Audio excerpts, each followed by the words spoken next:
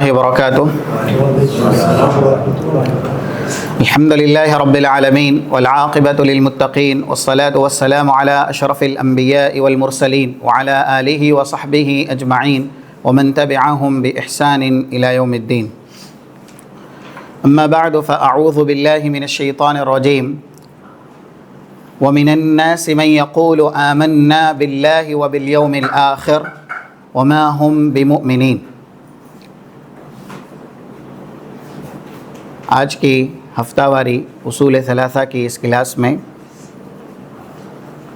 تمام حاضرین اور سامعین ایسے ہی دیگر ناظرین کا تہ دل سے استقبال کرتے ہوئے اللہ سے یہ دعا کرتے ہیں: اللہم انفعنا ورفعنا بالقرآن العظیم وعلمنا ما ينفعنا وزدنا علما ولا تکلنا الى انفسنا طرفة عین واصلح لنا شأننا كله لا الہ الا انت.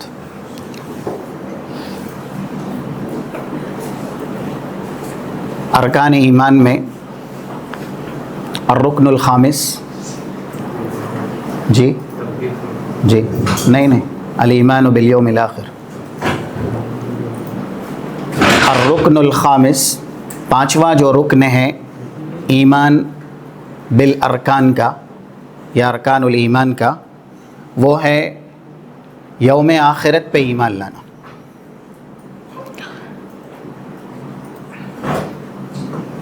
تمام تر ارکان ایمان میں یہ رکن اس ناحیے سے بہت اہمیت کا حامل ہے کہ انسان ایمان کا لا ينفق جز عمل صالح، جو کلام مجید میں جا بجا لفظ ایمان کے ساتھ بیان ہوا ہے، سب سے زیادہ اس کے اوپر مساعدت یعنی مدد انسان کے لیے یہی ایمان کا رکن کرتا ہے. کیونکہ ایسی کچھ کلام مجید میں دلیلیں ہیں کہ جنہوں نے یوم آخرت کا انکار کیا پھر وہ نیکی کی طرف نہیں آ سکے، اور انہوں نے گناہوں سے بھی اپنے آپ کو باز نہیں رکھا. سورہ معون اگر آپ پڑھیں تو اس کی ابتدا ہوتی ہے ارأیت الذی یکذب بالدین، اور آگے جو گناہ ہیں فذلک الذی یدع الیتیم ولا یحض علی طعام المسکین فویل للمصلین الذین هم عن صلاتهم ساہون الذین هم یراؤون ویمنعون الماعون. کئی ایک گناہ یہاں پر بڑے بڑے ذکر کیے گئے. ایک انسان اس طرح کے گناہ کا ارتکاب کیوں کرتا ہے؟ الذی یکذب بالدین، کیونکہ وہ یوم آخرت پر ایمان نہیں رکھتا. اس لیے الفوز من کل مرغوب، اور ایسے ہی والنجات من کل مرہوب، جنت کی طرف لے جانے والے تمام اعمال پر اور دوزخ سے نجات دلانے والے تمام کاموں پر سب سے زیادہ ایمان کے ارکان میں جو رکن انسان کے لیے معاون ہیں وہ ہے یوم آخرت. جب انسان کے سینے میں جہنم کا ڈر پیدا ہوتا ہے تو وہ گناہوں سے باز رہتا ہے، اور ایسے ہی جنت کی نعمتوں کی حرص اور اس کی رغبت انسان کے دل میں پیوست ہوتی ہے تو وہ نیکیوں کا خوگر یا نیکیوں کی طرف رغبت رکھنے والا اور نیکیاں کرنے والا ہوتا ہے. اس لیے ایمان اور عمل صالح جو کہ مکمل ایمان کے لیے ضروری ہے، کلام مجید میں جتنی بھی نعمتیں یا جتنے انعامات کا تذکرہ ہے وہ ان دونوں کو ایک ساتھ بیان کر کے رب العالمین نے ذکر کیا ہے. 107 جو سورہ کہف کی آیت ہے، ان الذین آمنوا وعملوا الصالحات کانت لہم جنات الفردوس نزلا، ایمان اور عمل صالح، اس کے بعد ہے کہ بطور مہمانی آپ کو جنت الفردوس دی جائے گی۔ اللہ کی محبت 9:6 سورہ مریم کی آیت ہے، ان الذین آمنوا وعملوا الصالحات سیجعل لہم الرحمن ودا، ایمان اور عمل صالح، جو لوگ ایمان لائے، عمل صالح کیے، ان قریب ان کا رب ان سے محبت کرے گا یا اپنا محبوب بنائے گا۔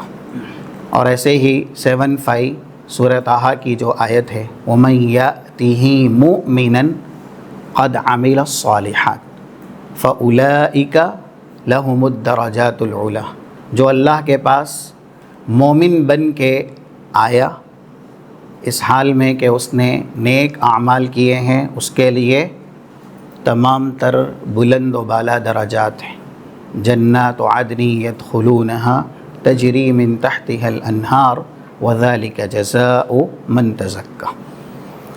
اس لیے ایمان بالیوم الآخر کی تعریف یا ایسے ہی اس تعلق سے جو دلائل ہیں کلام مجید میں اور رسول اللہ صلی اللہ علیہ وسلم کے فرامین میں، وہ آپ کے سامنے بیان کرنے سے پہلے یہ بیان کرنا ہے کہ اس کے مقدمات ہیں۔ ایمان بالیوم الآخر، ابتدا سلف نے اس کی ہے۔ آخرت پر ایمان پختہ اور یقینی انسان کا تب ہوتا ہے جب اس کے نزدیک دنیا حقیر اور دنیا ذلیل ہوتی ہے۔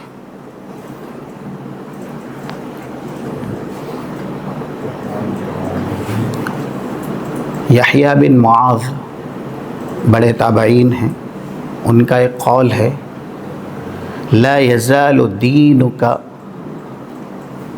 متمزقا،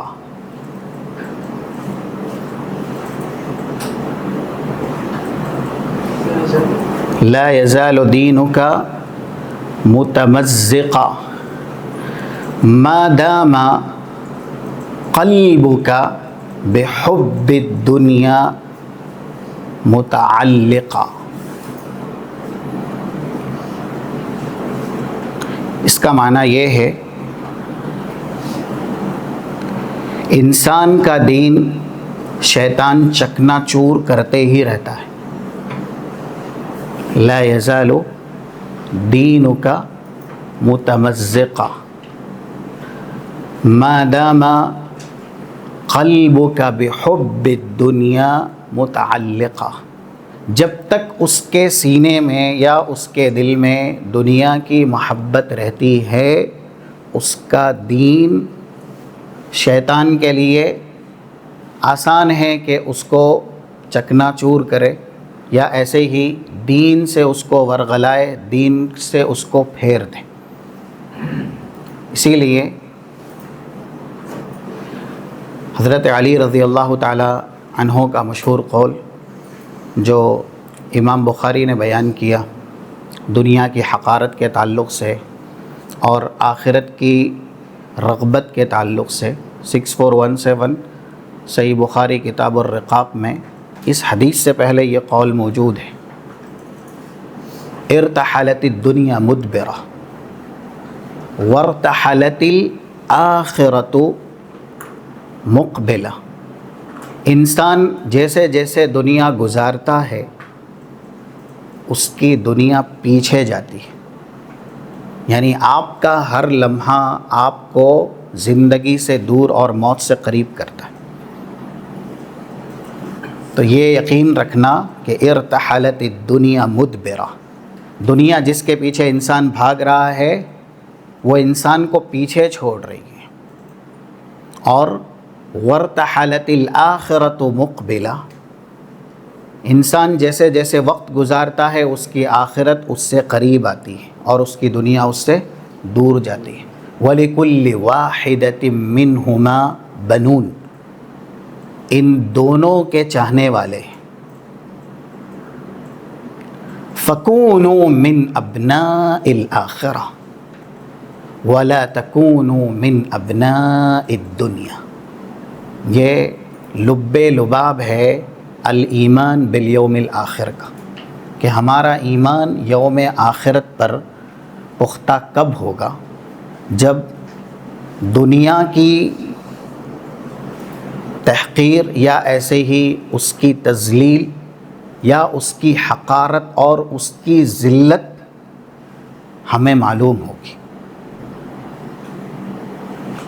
وہ کہتے ہیں کہ جب دونوں کے ہی چاہنے والے ہیں تو عقل مندی یہ ہے کہ آپ آخرت کے چاہنے والے بنیں۔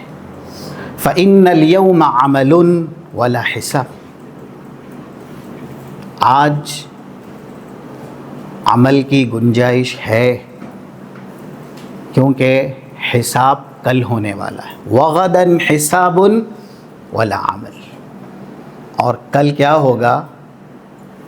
حساب ہوگا، عمل کی گنجائش نہیں ہوگی۔ اسی لیے امام احمد کہا کرتے تھے الدنیا دار العمل والآخرۃ دار الجزاء، فمن لم يعمل هنا يندم هناك یا هنالك۔ دنیا عمل کی جگہ ہے، اسی لیے یہ سب سلف کے اقوال ہے الدنیا مزرعۃ الآخرہ، دنیا آخرت کی کیا ہے؟ کھیتی ہے۔ اور اللہ نے اس کو کلام مجید میں بیان بھی کیا ہے، سورہ شورى آیت نمبر 20، من کان یرید حرث الآخرۃ نزد له فی حرثه ومن کان یرید حرث الدنیا نؤتہ منہا وما له فی الآخرۃ من نصیب۔ اسی آیت پر اگر انسان غور کرے تو وہ دنیا میں رہتے ہوئے کبھی دنیا کو ترجیح نہیں دے گا۔ جو دنیا میں آخرت کی کھیتی کرتا ہے، ہم اس کی کھیتی میں، اس کی محنت میں اضافہ کرتے ہیں، برکت دیتے ہیں۔ اور یہ طے ہے اللہ کے نبی صلی اللہ علیہ وسلم کے کلمات سے، آخرت کی دنیا میں تیاری کرنے والے کو اللہ دنیا خوب دیتا ہے۔ اسی لیے یہ حدیث اگر ہم ملائیں یہاں پہ 257 ابن ماجہ کی، من جعل الہموم ہما واحدا ہم آخرتہ جعل اللہ یا کفاہ اللہ ہم دنیا۔ جو دنیا میں صرف ایک مقصد کے لیے جیے کہ میں آخرت کی تیاری کے لیے یہاں بھیجا گیا ہوں، اس لیے آخرت کی تیاری کرنی ہے۔ من جعل الہموم ہما واحدا، کسی حدیث میں ہے من جعل الہموم ہم المعاد، جہاں لوٹ کے جانا ہے وہ انسان کا قصد ہو دنیا میں جینے کا، کہ مجھے آخرت ہی کے لیے دنیا میں جینا ہے، آخرت کی تیاری کرنی ہے، تو ہوگا کیا؟ کفاہ اللہ ہم دنیا، آپ کے دنیا کی جتنی ذمہ داری ہے وہ سب اللہ اپنے اوپر لے لے گا۔ اب جس کا ضامن، جس کا محافظ دنیاوی اعتبار سے اللہ بن جائے تو کیا دنیا کی کوئی پریشانی اس کو تھکا سکتی ہے یا تکلیف دے سکتی ہے؟ اس لیے جو اپنے سارے مقاصد کو، یعنی انسان کے کئی ایک ارادے ہوتے ہیں، لیکن سارے ارادوں کا نقطہ نظر یہ ہے کہ مجھے جنت حاصل کرنی، دوزخ سے بچنا ہے۔ اگر کوئی دنیا میں ایسے جیتا ہے تو اللہ اس کی دنیا کی ذمہ داری لے لیتا ہے۔ وَمَن تَشَعَّبَتْ بِهِ الْهُمُومُ لَمْ يُبَالِ اللَّهُ فِي أَيِّ أَوْدِيَةٍ هَلَكَ، لیکن جو دنیا کے اندر دنیا داری کے لیے جیتا ہے، یہ اکٹھا کرنا ہے، یہ حاصل کرنا ہے، تو پھر اللہ اپنی حفاظت سے، ضمانت سے اس کو نکال دیتا ہے، وہ ہلاک ہو، تباہ ہو، برباد ہو، اللہ کو کوئی پرواہ نہیں رہتی. اس لیے دنیا دار العمل ہے تو ہم دنیا میں آخرت کی تیاری کر لیں، ورنہ کل یہ حدیثیں ہم نے سنی ہیں، سنتے رہتے ہیں. ایک ایک نیکی کی قیمت کتنی بیان کی گئی ہے؟ 2805. یہ حدیث ابھی لوگوں کے بیچ بیان بھی زیادہ تر ہو رہی ہے، بچوں کے مسابقے میں بھی ہے. صحیح مسلم کی، یقول اللہ لأہون اہل النار عذابا یوم القیامہ لو کانت لک الدنیا وما فیہا اکنت مفتدیا بہا. ایک نیکی کی قیمت اللہ پوچھ رہا ہے. جہنم میں سب سے ہلکا عذاب جس کو دیا جا رہا ہے، ابو طالب بھی انہی میں سے ایک ہے. اور ایک نیکی ان کی زندگی میں جو انہوں نے نہیں کی، وہی وجہ بنی ہمیشہ کے لیے دوزخ میں رہنے کی، جو 4772 صحیح بخاری کے اندر موجود ہے. یا عمی قل کلمہ احاج لک بہا عند اللہ، یا قل یا عمی لا الہ الا اللہ. ایک ہی نیکی ہے نا، لا الہ الا اللہ، افضل الذکر لا الہ الا اللہ. 3800 ابن ماجہ کی حدیث ہے. آپ لا الہ الا اللہ کہتے ہیں، یہ سب سے بہترین ذکر ہے. ابو طالب یہی ایک نیکی نہیں کر پائے، اور ہوا کیا؟ تو ان کا نام لے کر کے بھی اس طرح کا مفہوم ہے. 212 نمبر کی صحیح مسلم کی حدیث، اہون اہل النار عذابا ابو طالب وہو منتعل بنعلین یغلی منہما دماغہ.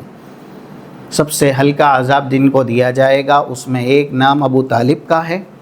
جہنم کی آگ کی جوتی پیر میں پہنائی جائے گی، عافان اللہ من یغلی منہما دماغہ، جس کے شعلے انسان کے دماغ سے نکلیں گے. یہ سب سے ہلکا عذاب ہے دوزخ کا.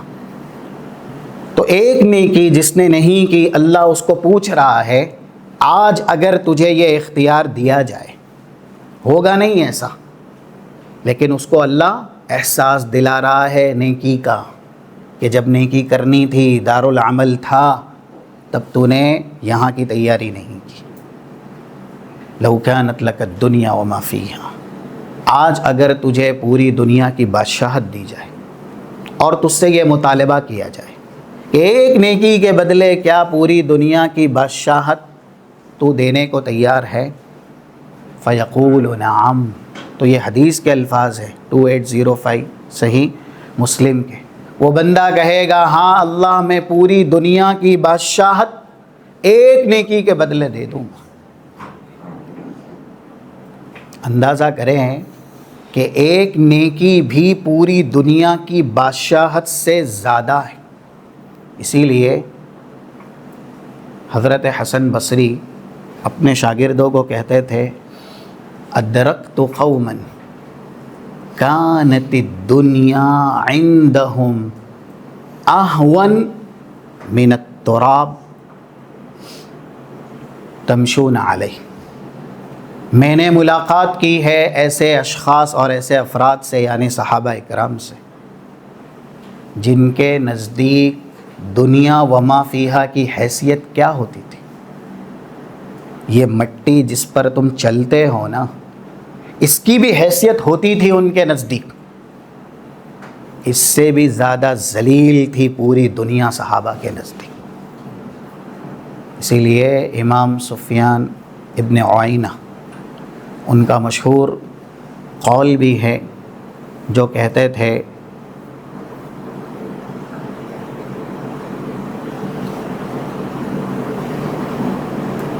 اس کا مفہوم یہ ہے، اعمل الدنیا بقدر بقائک فیہا. آپ دنیا اتنی لیجئے جتنا آپ کو دنیا میں رہنا ہے. اعمل للدنیا بقدر بقائک فی الدنیا واعمل للآخرہ بقدر بقائک فی الآخرہ. آخرت کے لیے اتنی تیاری کیجئے جتنا آپ کو آخرت میں رہنا ہے. دنیا میں کتنا رہنا ہے ہم کو؟ اس امت کی عمر تو 60 اور 70 کے بیچ بیان ہوئی ہے. 3550 جامع ترمذی کی حدیث ہے. اعمار امتی ما بین الستین الی السبعین واقلهم من یجوز علی ذلک، جامع ترمذی کی. لیکن آخرت کا سفر آپ دیکھیں، حضرت آدم کا انتقال ہوا، ابھی بھی وہ برزخ کی زندگی میں. کتنا لمبا سفر. تو ہم دنیا میں دنیا کو لیں، حاصل کرے جتنا ہمیں دنیا میں رہنا ہے. اور آپ دیکھیں کلام مجید کا یہ اعزاز ہے اور سمجھانے کا نرالا انداز ہے. جہاں کہیں دنیا کا تذکرہ ہے، سر 10 32 سورہ نام کی آیت ہے، وَمَا الْحَيَاةُ الدُّنْيَا إِلَّا لَعِبٌ وَلَهْوٌ. اور ہاں وَلَلدَّارُ الْآخِرَةُ خَيْرٌ لِلَّذِينَ اتَّقَوْا أَفَلَا تَعْقِلُونَ 32 سورہ نام. اور ایک جگہ اللہ نے مقارنہ کیا ہے 64 سورہ عنکبوت کی آیت، وَمَا الْحَيَاةُ الدُّنْيَا إِلَّا لَهْوٌ وَلَعِبٌ. دنیا صرف کھیل کود اور تماشے کا نام ہے. پوری دنیاوی زندگی کو اللہ کہہ رہا ہے یہ کھیل کود اور تماشے سے بڑھ کے نہیں ہے. آج اسی دنیا کا معمولی سا حصہ لینے کے لیے انسان اپنی زندگی کے قیمتی اوقات صرف کر دے رہا ہے. اسی لیے سلف میں سے نام یاد نہیں ہے، نصیحت کرتے ہوئے ایک مثال دیتے تھے. کیا انسان حقیر ترین مخلوق مچھر کو لینے کے لیے آپس میں ایک دوسرے سے مقابلہ کرے گا؟ مچھر مرے رہتے ہیں. ایک انسان اکٹھا کرے مچھروں کو، یہ حشرات الارض کو، اور جو شخص اکٹھا کر رہا ہے دوسرے لوگ دوڑ میں اور منافسے میں، مقابلے میں اس سے آگے بڑھنا چاہے، ہم تجھ سے زیادہ حشرات الارض اکٹھا کریں. کبھی مچھر کے لیے آپس میں دنیا میں لڑائی دیکھی ہے؟ یہ حدیث رسول ہے. 2320 ابواب الزہد. لو كانت الدنيا عند الله جناح بعوضة ما سقى كافرا لشربة ماء. مچھر پورا بھی نہیں، اس کا ایک پر. رسول اللہ کہہ رہے اگر اتنی بھی حیثیت اللہ کے نزدیک دنیا کی ہوتی نا تو اللہ کبھی اپنے نافرمانوں کو پانی کا گھونٹ نہیں پلاتا. یعنی لا تساوی الدنیا عند اللہ شیئا ولو بجناح بعوضہ. اللہ کے نزدیک دنیا کی کوئی قدر و قیمت ہے ہی نہیں، ایک مچھر کے پر کے برابر بھی نہیں ہے. مچھر پورا بھی نہیں، ایک پر اس کے برابر بھی اللہ کے نزدیک اس دنیا کی حیثیت نہیں ہے. اس لیے اگر انسان دنیا لے تو صرف بدن تک.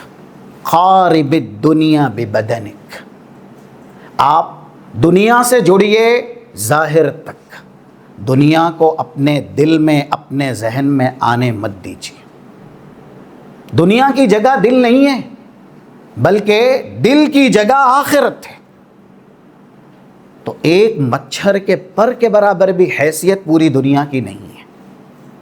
اسی لیے وہ حدیث ہے، رسول اللہ حکیم الامات ہے. صحابہ اکرام کی آپ نے ایسی اخلاقی ذہنی تربیت کی تھی. 2957 صحیح مسلم کے اندر موجود ہے. مر رسول اللہ فی السوق ومر بجدی اسک میت. بازار سے آپ گزر رہے ہیں، صحابہ کی کچھ جماعت آپ کے ساتھ ہے. گزر ہوتا ہے کان کا کٹا ہوا بکری کا مرا ہوا بچہ. مرہ بجدین اسک میت. کان کٹا ہوا ہے اور مرا ہوا ہے. اللہ کے نبی اس کا وہی کٹا ہوا کان اٹھا کر کے صحابہ سے پوچھتے ہیں، ایکم یرید ھذا بدرہم. 1 درہم میں اسے کون خریدے گا؟ صحابہ نے کہا وما لنا وکیف نصنع، یعنی ہم کیا کریں گے اسے لے کر کے. پھر اس کے بعد وہ خود کہتے ہیں لو کان حیا لکان فیہ عیبا، پہلے تو یہ مرا ہوا ہے، اس کو 1 درہم میں کون خریدے گا. پھر پوچھا گیا ایسے ہی کوئی لینا چاہتا ہے؟ تو صحابہ نے کہا یہ مرا ہوا ہے، اگر یہ زندہ بھی ہوتا نا تو بھی یہ معیوب تھا، تو بھی 1 درہم میں اس کو کوئی نہیں لیتا. تو اللہ کے نبی صلی اللہ علیہ وسلم نے صحابہ کی اس مرے ہوئے بکری کے کان کٹے ہوئے بچے کے تعلق سے جب حقارت دیکھی کہ ان کے نزدیک اس کی کوئی حیثیت اور کوئی وقعت نہیں ہے، تو آپ نے حکمت کی مثال اور تربیت کا نرالا انداز صحابہ سے کہا للدنیا اہون علی اللہ من ھذا علیکم، جتنا یہ مرا ہوا کان کا کٹا ہوا بکری کا بچہ تمہارے نزدیک کوئی وقت اور کوئی حیثیت نہیں رکھتا، پوری دنیا کی حیثیت اس سے بھی زیادہ گری ہوئی ہے اللہ کے نزدیک، کچھ بھی حیثیت نہیں. اسی لیے یہ بھی باتیں سلف میں تھیں لو كانت الدنيا عند الله شيئا لأعطى الله، اگر دنیا کی حیثیت اللہ کے نزدیک کچھ بھی ہوتی تو اللہ اپنے نیک بندوں کو دنیا میں مقام مرتبہ اور فوقیت زیادہ سے زیادہ دیتا، یعنی لجعلہ اللہ ملکا کثیرا من الانبیاء، لو كانت الدنيا عند اللہ شیئا لجعلہ اللہ ملکا کثیرا من الانبیاء. تو جتنے اللہ نے انبیاء رسول بھیجے زیادہ تر کیا ہوتے؟ دنیا کے بادشاہ ہوتے، دنیا میں سب سے بڑے سرمایہ دار ہوتے، سب سے بڑے مالدار ہوتے. لیکن اس کے برعکس ہے، آپ دیکھ لیں حضرت موسیٰ رسولوں کے سرداروں میں سے ایک ہے، اولو العزم میں سے 3:5 جو سورہ احقاف کی آیت ہے فاصبر کما صبر اولو العزم من الرسل. لیکن وہ اپنے آپ کو کیا کہہ رہے ہیں؟ 24 سورہ قصص کی آیت ہے رب انی لما انزلت الی من خیر فقیر. اور فرعون ان کی فقیری کا مذاق اڑاتے ہوئے لوگوں کے سامنے اعلان کر کے کہتا، یہ قرآن کے الفاظ ہیں 51-52 سورہ زخرف کے، وَنَادَى فِرْعَوْنُ فِي قَوْمِهِ قَالَ يَا قَوْمِ أَلَيْسَ لِي مُلْكُ مِصْرَ وَهَذِهِ الْأَنْهَارُ تَجْرِي مِنْ تَحْتِي أَفَلَا تُبْصِرُونَ. کیا وہ انسان جس کے پاس گھر تک بھی نہیں ہے، بالکل مفلس ہے، قلاش ہے، وہ لوگوں کے لیے مطاع یعنی قابل اطاعت ہوگا، یا وہ جس کے پاس سونے چاندی خزانے ہیرے جواہرات بے تحاشا ہیں اور پورے مصر کی بادشاہت ہے، ایسے محلات ہیں جس کے نیچے سے نہریں جاری ہیں. مذاق اڑایا جا رہا ہے حضرت موسیٰ کا، اور فرعون اپنی حکومت اور بادشاہت لوگوں کے سامنے عیاں اور ظاہر کر رہا. آپ دیکھیں اسی زمانے میں قارون بھی تھا، اس سے زیادہ دنیا میں صاحب مال شاید کوئی ہوا ہی نہیں، اس لیے کہ قرآن نے جو اس کے تعلق سے بیان کیا ہے، یہ 75-76 سورہ قصص کی آیات ہے لَتَنُوءُ بِالْعُصْبَةِ أُولِي الْقُوَّةِ. اس کے خزانے نہیں، خزانے کی چابیاں اٹھانے والی جماعت ہوتی تھی. تو اندازہ کرے خزانہ کتنا زیادہ ہوگا، جس کی چابیاں اٹھانے کے لیے اس نے فوج رکھی تھی.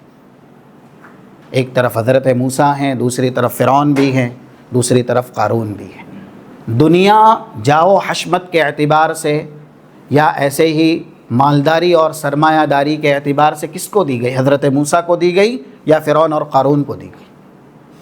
فرعون اور قارون کو دی گئی. اس سے یہ پتہ چلا کہ اللہ کے نزدیک یہ پیمانہ نہیں ہے کہ جس کو دنیا دی گئی اللہ اس سے محبت کرے گا، اور جس کو دنیا نہیں دی گئی نعوذ باللہ اللہ اس سے محبت نہیں کرے گا. اسی لیے شیخ الاسلام ابن تیمیہ کہتے تھے لیس من نعیم الدنیا یشابہ نعیم الآخرہ الا نعیما دنیا کے اندر کوئی بھی نعمت ہے ہی نہیں جو آخرت میں جنت میں موجود نعمتوں کے مشابہ ہو.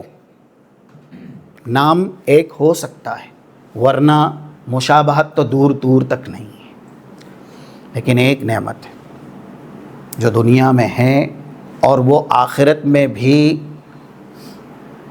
موجود رہے گی. کیا ہے وہ؟ نعمت الایمان. لیس فی الدنیا نعیم یشابہ نعیم الآخرہ الا نعیما وہو نعیم الایمان. ایمان کی نعمت ہے، تو ہم دنیا میں اس نعمت کو کچھ بھی حیثیت یا ایسے ہی ترجیح نہیں دیتے. دوسری ساری دنیاوی نعمتیں دور دور تک، اسی لیے یہ حدیث قدسی ہے نا 28:23 صحیح مسلم کے اندر ہے، اعددت لعبادی الصالحین ما لا عین رأت ولا اذن سمعت ولا خطر علی قلب بشر. اللہ کہہ رہا ہے کہ میں نے میرے نیک بندوں کے لیے وہ تیار کیا ہے جو کسی آنکھ نے دیکھا نہیں، کسی کان نے سنا نہیں، ان نعمتوں کا کسی کے دل پر احساس تک بھی نہیں گزرا. ویسی نعمتیں جنت میں تیار کی گئی ہیں. فضیل ابن عیاض، ان کا نام آپ بار بار سنتے رہے ہوں گے، تابعین میں سے ایک ہیں، اور ان کے تعلق سے یہ بیان کیا گیا ہے اس لیے کہ جو معتبر علماء ہیں انہوں نے واقعات میں سے ان کا واقعہ بیان کیا. شروع میں فضیل ابن عیاض شروع میں برائیوں کی طرف تھے، لیکن جب آپ کے دل میں نعمت ایمان آ جائے، اللہ کا ڈر آ جائے، تقوی آ جائے، تو ایک آیت بھی آپ کو بدلنے کے لیے کافی ہوتی ہے. 16 نمبر کی سورہ حدید کی ایک آیت کریمہ انہوں نے ایک بار سنی، الم یأن للذین آمنوا ان تخشع قلوبهم لذکر اللہ وما نزل من الحق، اور وہ آیت ان کے دل میں اتر گئی. قرآن جب دل میں آتا ہے تو انسان کی دنیا بدل جاتی ہے. وہ ڈکیٹی میں، چوری میں اور جرم میں پیش تھے، لیکن یہ آیت سنی کہ اب بھی وقت نہیں آیا کہ ایمان والوں کے دل اللہ کے ڈر اور خوف سے لرز جائیں، کانپ جائیں. آیت دل میں اتر گئی، اور اس کے بعد جو راستہ اختیار کیا تو آج تلک اور تا قیامت ان کی مثالیں کتاب و سنت کی تفسیر، کتاب و سنت کے بیان میں دی جا رہی ہے. تو ان کا ایک قول مشہور ہے جس کا مفہوم ہے، لو كانت الآخرۃ من خسق يبقى والدنیا من ذهب يفنى. اگر آخرت معمولی سی لکڑی بھی ہو نا، لیکن ہمیشہ باقی رہنے والی ہے، اور دنیا سونا بھی ہے، ختم ہونے والا ہے. لَيَنبَغِي لَنَا أَن نَخْتَارَ خَسْقًا يَبْقَى عَلَى ذَهَبٍ يَفْنَى. تو عقل مندی کا تقاضا یہ ہے کہ انسان ایک معمولی سی لکڑی لے جو لکڑی ہمیشہ رہنے والی ہے، اور ایسے سونے کو وہ کبھی ہاتھ نہ لگائے جو ہے تو سونا لیکن وہ ختم ہو جانے والا ہے. یہ تو ان کی مثال ہے. آگے آپ یہ حدیث جو سنی ہے نا، اس مثال کو اس حدیث پر فٹ کیجئے. آخرت کو کہا کہ اگر ایک لکڑی بھی ہوتی، آخرت حقیر سی لکڑی، لیکن وہ باقی رہنے والی ہے، تو ہم فانی فنا ہونے والے سونے کے مقابل لکڑی کو لیتے اور اس کو ترجیح دیتے. فَكَيْفَ بِمَنْ كَانَتْ فِي الْآخِرَةِ قال اللہ عز وجل. جبکہ آخرت ایسی ہے جیسا کہ اللہ کہہ رہا ہے اعددت لعبادی الصالحین ما لا عین رأت. دنیا کی ساری نعمتیں، ساری حکومتیں آپ بیچ دیں، اور یہ باتیں ہم نے سنی ہیں، اور اللہ سے کہے کہ 1 فٹ کے برابر جنت میں ہمیں جگہ چاہیے، تو جواب ملے گا کہ پوری دنیا کی حکومت بیچ کر کے جو قیمت آپ نے جنت میں 1 فٹ جگہ کے لیے مانگی ہے، پوری دنیا کی حکومت جنت میں 1 فٹ جگہ کی قیمت نہیں بن سکتی. آخرت اتنی مہنگی ہے اور آخرت کی نعمتیں اتنی عظیم ہیں، اسی لیے کہا ما لا عین رأت. اور وہ الفاظ بھی صحیح بخاری وغیرہ کے اندر ہے 2796 نمبر کے، موضع صوت یا موضع قدم فی الجنہ خیر من الدنیا وما فیہا. 1 قدم کے برابر جنت میں جو جگہ ہے وہ پوری دنیا وما فیہا کی نعمتوں سے بہتر ہے. تو ایمان بالیوم الآخر کے مقدمات ہیں. انسان کا یہ ایمان تب مضبوط ہوگا جب اس کے دل میں دنیا کی حقارت یا دنیا کی ذلت اور دنیا کے تعلق سے جو بیانات ہیں وہ محفوظ ہوں گے. اسی لیے اللہ کے نبی صلی اللہ علیہ وسلم نے یہ حدیث ہے ابواب الزہد میں 2322 نمبر کی، الدنیا ملعونہ ملعونۃ ما فیہا. دنیا میں جو بھی ہے سب کو اللہ نے اپنی رحمت سے دور کیا ہے، اور ساری چیزوں پر لعنت ہے، لیکن کچھ چیزیں ہیں جن کو اللہ نے رحمت سے قریب کیا ہے اور لعنت سے دور کیا ہے. کیا ہے وہ؟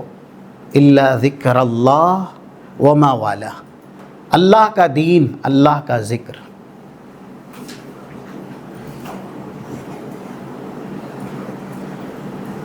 اور جو اللہ کے دین پر اور اس کے ذکر پر مدد کرے وہ ساری نعمتیں.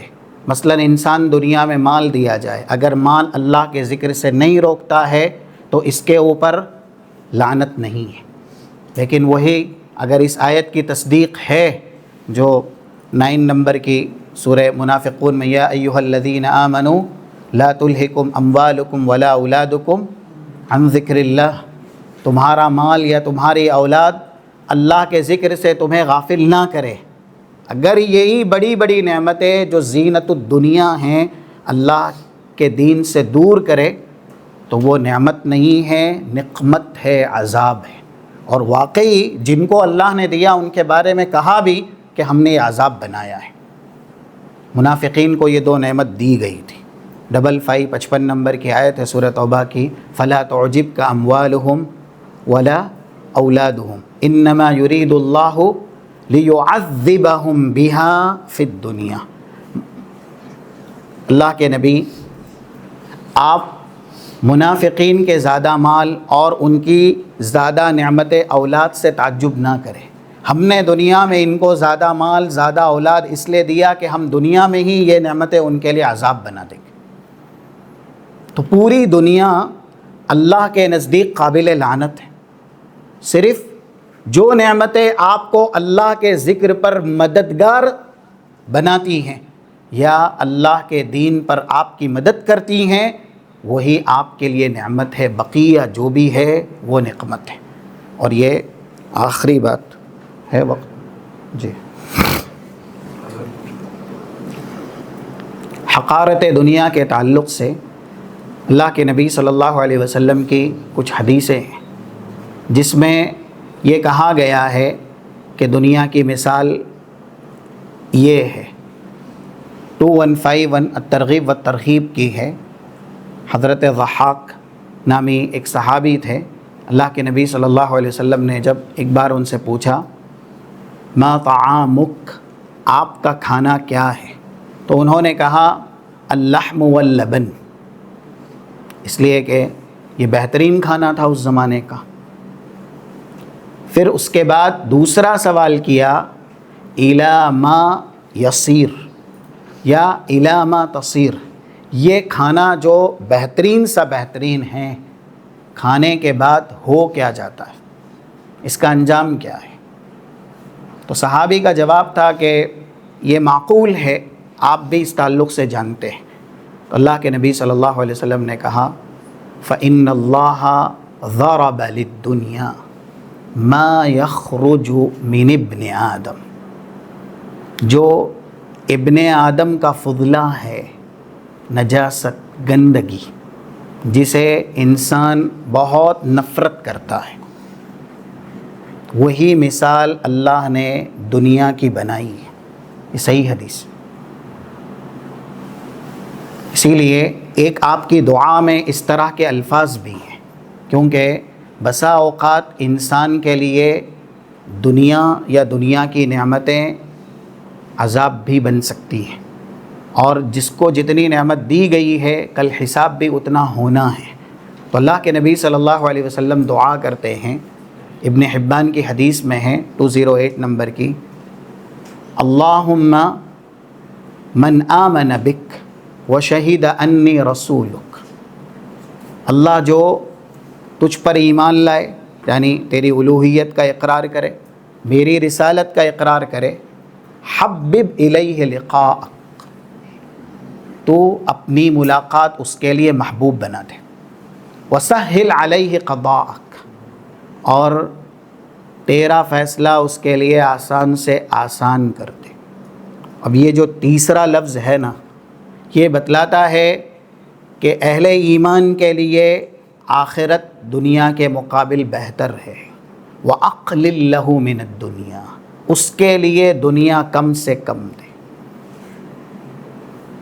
اور دوسرا جو لفظ ہے وہ یہ ہے وَلَمْ يَشْهَدْ یا وَلَمْ يُؤْمِن بِكْ وَلَمْ يَشْهَدْ أَنِّي رَسُولُكَ، اللہ جو تجھ پہ ایمان نہیں لاتا اور میری رسالت کا اقرار نہیں کرتا، فَلَا تُحَبِّبْ إِلَيْهِ لِقَاءَكَ، اپنی ملاقات کو اس کے لیے محبوب مت کر، وَلَا تُسَهِّلْ عَلَيْهِ قَضَاءَكَ، اپنے فیصلے کو اس کے لیے آسان مت کر۔ اور یہ تیسری جو کہ رسول اللہ کی دعا نہیں بد دعا ہے، وَأَكْثِرْ لَهُ مِنَ الدُّنْيَا، اور اس کو دنیا خوب دے۔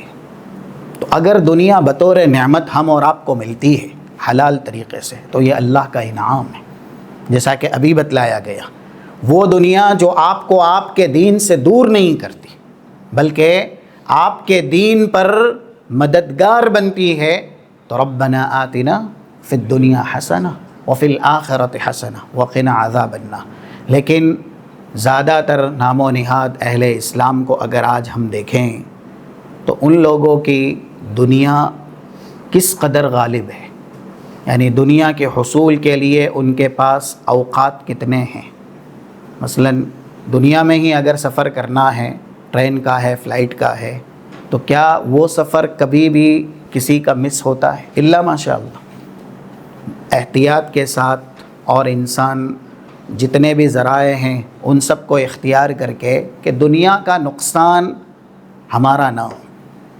پھر چاہے بالکل اعلی صبح یا بیچ رات، درمیان رات بھی اس کو سفر کرنا ہو، نیند کی قربانی دے کر کے بھی وہ دنیا کے سفر کو طے کرتا ہے۔ بالمقابل فجر کی نماز کی حاضری،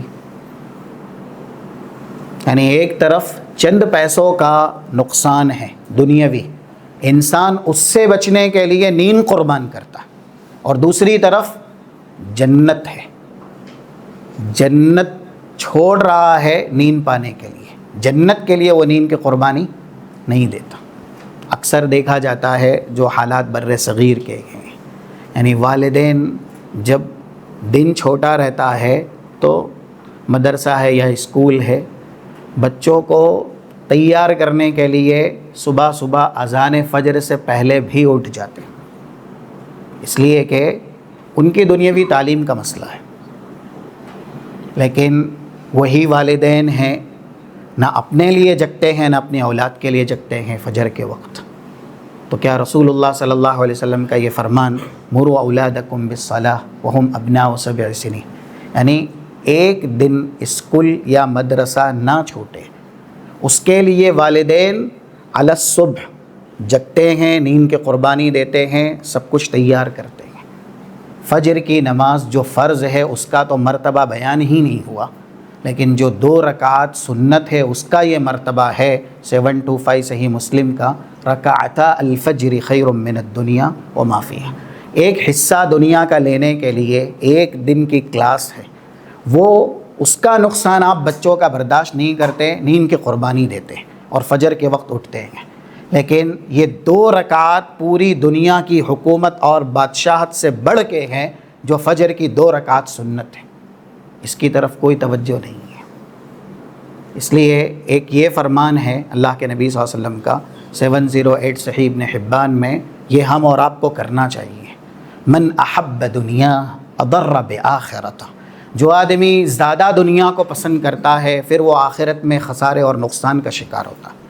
ومن احب آخرتہ اضر بدنیا، یہ بھی ہے کہ جب آپ آخرت کی طرف زیادہ توجہ دیتے ہیں، ایک حدیث کچھ دن پہلے ایک مشائخ کے زبانی سماعت کی گئی تو انہوں نے مثال دی، یہ حدیث صحیح ہے، 4 اذا کن فیک ما فاتک من الدنیا، 4 ایسی خوبیاں جو آپ کے اندر ہو، آپ اس کو لیجئے اگرچہ اس کے بدلے آپ کو پوری دنیا گنوانی پڑے تو بھی آپ فائدے میں، یعنی کوئی پرواہ نہیں ہے، اگر یہ 4 خوبیاں آپ کے اندر آ جاتی ہے، پوری دنیا اس کے بدلے آپ سے دور ہو جاتی ہے، چھوٹ جاتی ہے، تو پرواہ مت کیجیے۔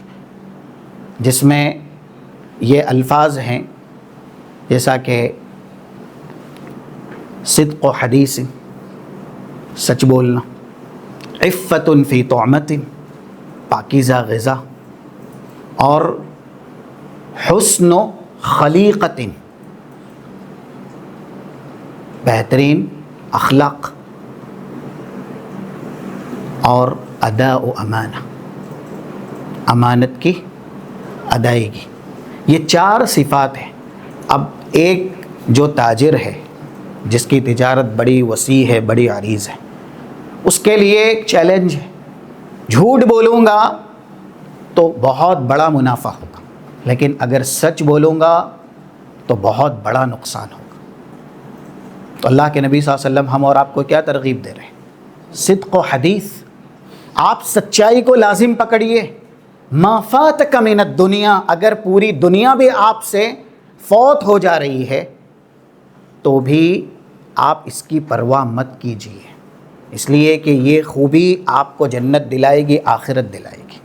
تو ہوتا ہے آج کل کے حالات میں شرعی تجارت کرنا اور شرعی آداب کے مطابق رزق حلال میں بڑے بننا یہ مشکل ہے، لیکن انسان کو ہمیشہ شریعت کو مقدم رکھنا چاہیے، آخرت کو اپنے سامنے رکھنا چاہیے۔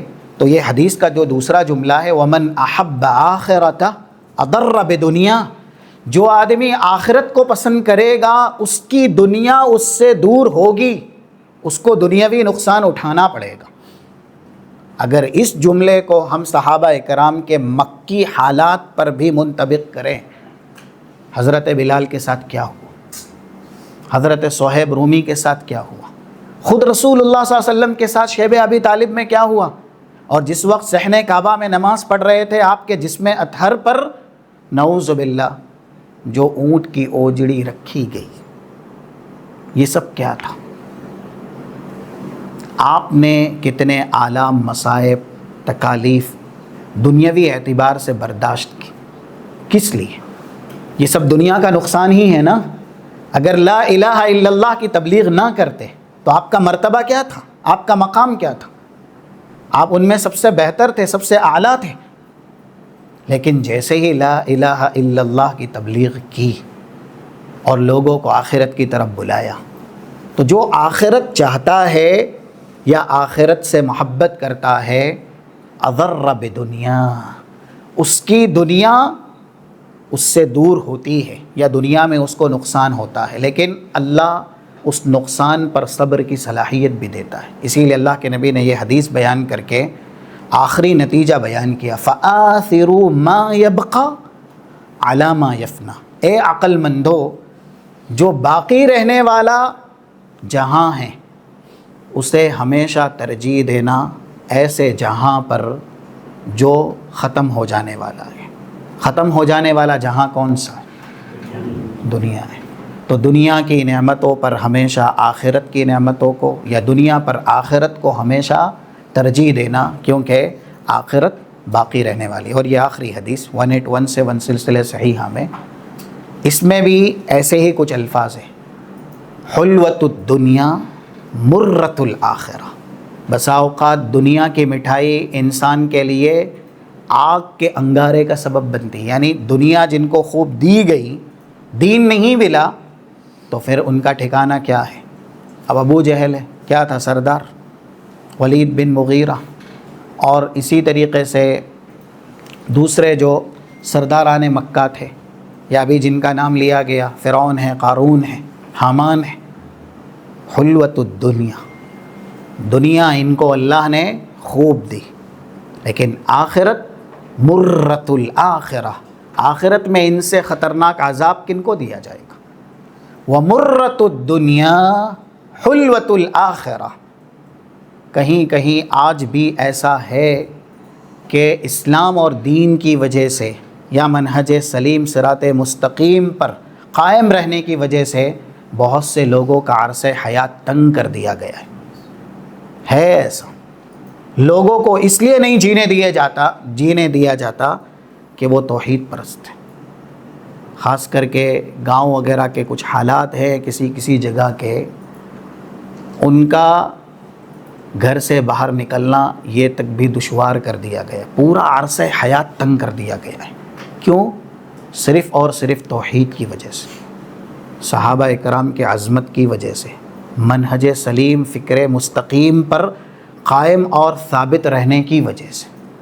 تو یہ ہے کہ جب انسان آخرت کے اندر بڑے بڑے انعامات حاصل کرنے والا ہے تو اس کی دنیا کڑوی بنائی جاتی ہے. تو یہ ایک پہلا مقدمہ ہے الایمان بالیوم الآخر. انشاءاللہ آئندہ آپ کے سامنے جو دوسرے اور مقدمات ہیں وہ بیان کیے جائیں گے. اللہم اجعلنا من اہل الذین یؤمنون بالآخرہ. اللہ ہمیں ان لوگوں میں بنائے جو آخرت پر ایمان رکھتے ہیں اور دنیا میں رہ کر کے آخرت کی تیاری کرتے ہیں.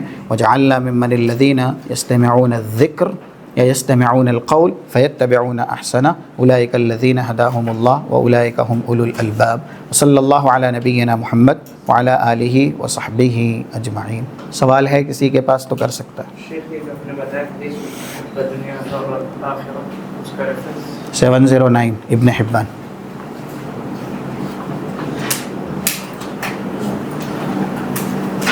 اور 1817 سلسلہ صحیحہ حلوۃ الدنیا مرۃ الآخرہ.